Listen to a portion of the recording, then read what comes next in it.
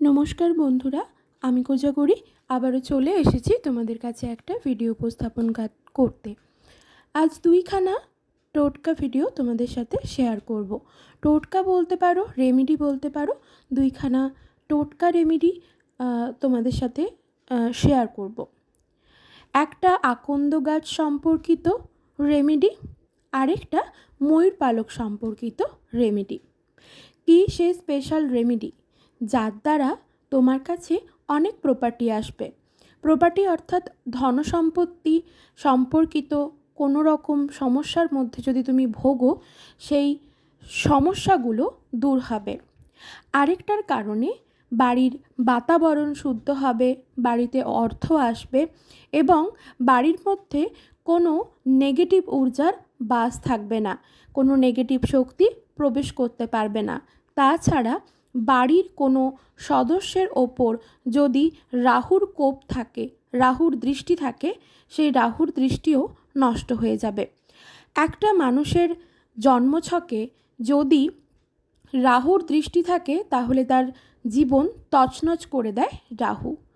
সেটা কার দ্বারা তুমি দূর করবে, সেই সমস্ত স্পেশাল টোটকা ক্রিয়া দুটি বা রেমেডি দুটি তোমাদের সাথে শেয়ার করব।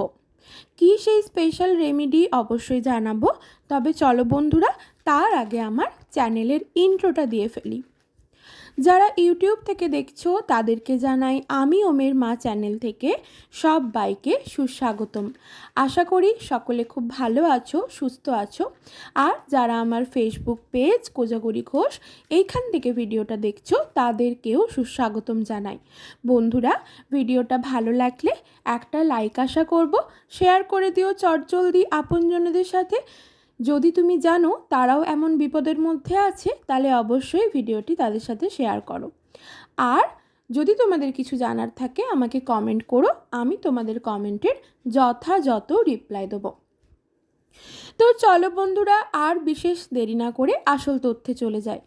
প্রথম যে টোটকা বা রেমেডিটি তোমাদের সাথে শেয়ার করছি সেটা হলো, যদি কারোর জীবনে অর্থ সম্পর্কিত বা ধন সম্পত্তি সম্পর্কিত অর্থাৎ প্রপার্টি সম্পর্কিত কোনো ঝামেলার মধ্যে যদি কেউ থেকে থাকো, ধরো সেই প্রপার্টি তোমার হওয়ার কথা, তোমার বাবার প্রপার্টি, তোমারও ভাগ আছে, সেটা যদি তোমার হওয়ার কথা, যদি এই রকম কোনো ঝামেলার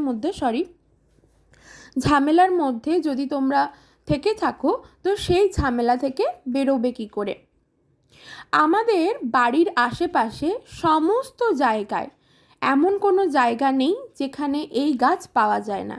সেটা হলো আকন্দ ফুলের গাছ, যেটা মহাদেবের অত্যন্ত পছন্দের একটি ফুল, আকন্দ ফুল।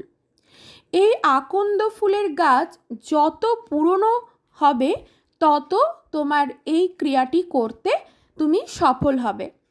এই আকন্দ ফুলের গাছ আমাদের বাড়ির সামনে প্রায় যত্রতত্রই দেখা যায়।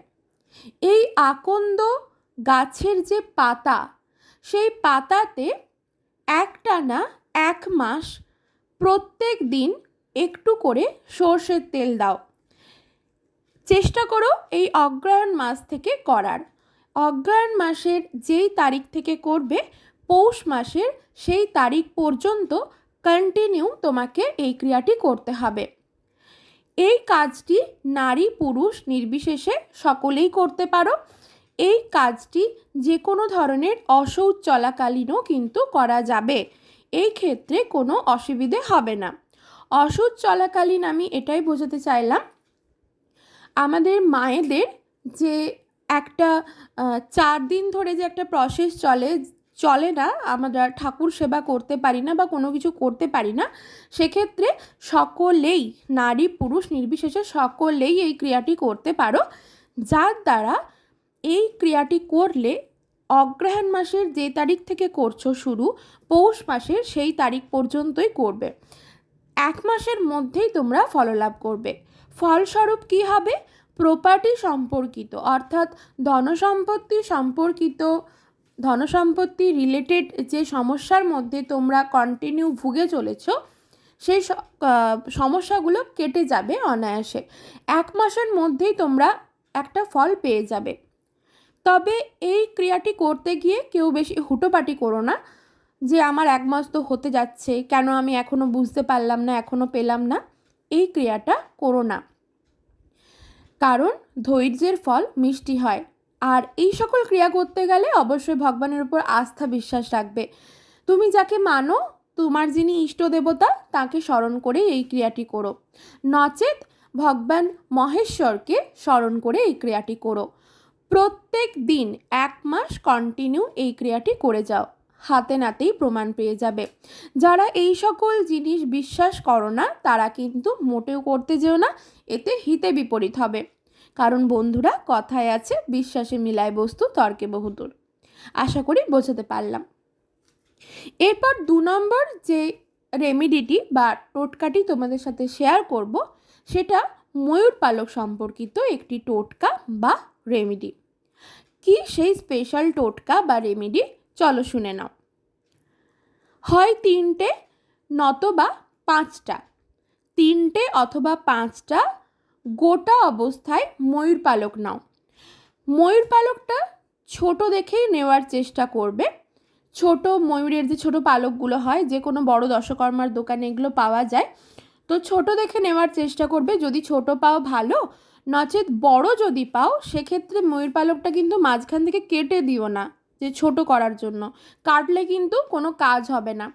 হয় 3টে নয়তো বা 5টা, ঠিক আছে, ময়ূর পালক নিলে তারপর সেটা কালো ধাগা বা কালো সুতো বা কালো কার সহযোগে ভালো করে বেঁধে নাও। কোনো গার্ডার বা অন্য কোনো সুতো বা দড়ি দিয়ে বাঁধবে না। এক্ষেত্রে কালো কার বা সুতো বা ধাগা সহযোগে 3টে অথবা 5টা ময়ূর পালককে বেঁধে নেবে। বারবার বলছি, ময়ূর পালকটা কেউ কিন্তু কেটে ফেলবে না ছোট করার জন্য। তারপর সেই ময়ূর পালকে সাদা চন্দনের ফোঁটা লাগিয়ে দাও ময়ূর পালকের ঠিক মাঝখানটায়। বোঝাতে পারলাম? তারপর তোমার বাড়িতে যদি গোপু সোনা অর্থাৎ গোপালের কোনো বিগ্রহ থেকে থাকে তার চরণে, কিংবা নিশ্চয়ই রাধাকৃষ্ণের কোনো চিত্রপট বা বিগ্রহ থাকবে সেখানে কৃষ্ণের চরণে, কিংবা যদি কৃষ্ণের কোনো বিগ্রহ বা চিত্রপট থাকে তবে তার চরণে। বুঝতে পারলাম? এটা সেই জিনিসটা তার চরণে ঠেকাও। তারপর কি করবে, সেই জিনিসটা এটা অগ্রহায়ণ মাস চলাকালীন বৃহস্পতিবার দিন করলে বেশি উপকারী হবে। জিনিসটা নিয়ে ওই যে 5টা বা 3টে ময়ূর পালক তুমি যে ভালো করে বেঁধে ভগবানের চরণে ঠেকালে, তারপর সেই জিনিসটাকে নিয়ে তোমার বাড়ি, যেটা তোমার বাড়ির মাঝখানের ঘর, যেটা মধ্যমা জায়গা, যেটা মাঝামাঝি যে জায়গাটা তোমার বাড়ির, সেই মাঝামাঝি জায়গায় দেওয়ালে চিপকে দাও। ঠিক আছে? এটা করলে কি হবে, অর্থ রিলেটেড সমস্যা দূর হবে জীবন থেকে, ঘরের মধ্যে শুদ্ধ বাতাবরণ প্রবেশ করবে বা বইবে, এবং ঘরের মধ্যে কোনো রকম নেগেটিভ ঊর্জার প্রবেশ করবে না। ঘরের মধ্যে প্রবেশ তো করতেই পারবে না, তাছাড়া কোনো মানুষের মধ্যেও নেগেটিভ ঊর্জার প্রবেশ থাকবে না, শরীরের মধ্যেও থাকবে না। তাছাড়া কোনো মানুষ, বাড়ির কোনো সদস্য, তার মধ্যে যদি তার জন্মছকে যদি রাহুর কোনো কোপ থেকে থাকে, রাহুর কোনো প্রকোপ থেকে থাকে, সেই প্রকোপটাও দূর করার জন্য, কারণ আমরা সকলেই জানি রাহুর নজর বা রাহুর দৃষ্টি যার জন্মছকে থাকে তার জীবন কিন্তু তছনছ হয়ে যায়। সে কোনো কিছুতেই উন্নতি করতে পারে না। সে পড়াশুনো সংক্রান্ত বলো, চাকরি সংক্রান্ত বলো, ব্যবসা সংক্রান্ত বলো, বা পারিবারিক সম্পর্ক সংক্রান্ত বলো, বা স্বামী স্ত্রীর সম্পর্ক সংক্রান্ত বলো, তছনছ হয়ে যায় জীবন। তো এই রকম যদি কারোর রাহুর দৃষ্টি যদি কারোর জন্মছকের ওপর থাকে বা অর্থ রিলেটেড কোনো সমস্যা থাকে, তাহলে বাড়ির যে মাঝখানের জায়গা সেখানে চিপকে দাও, নয়তোবা যেই মানুষটির ওপর রাহুর দৃষ্টি আছে সেই মানুষটির যেই রুমটায় থাকে সেই রুমের যে কোনো দিকে সেই ময়ূর পালকটা চিপকে দাও। ঠিক আছে? যে কোনো কিছু দিয়ে চিপকে দাও। তুমি দেখবে 1 সপ্তাহের মধ্যে ভগবান কৃষ্ণের কৃপায় মিরাকেল দেখতে পাবে। একটা আমূল পরিবর্তন হবে তার জীবনে। তার জীবন থেকে রাহুর দৃষ্টিটাও চলে যাবে এবং বাড়ির মধ্যে বাতাবরণ, শুদ্ধ বাতাবরণ, একটা বাড়ির বাতাবরণ শুদ্ধ হওয়া বিশাল বড় ব্যাপার, এটা দরকার। তো এই ক্রিয়াগুলি করে দেখো, হাতে নাতেই ফললাভ করবে। ভালো থেকো।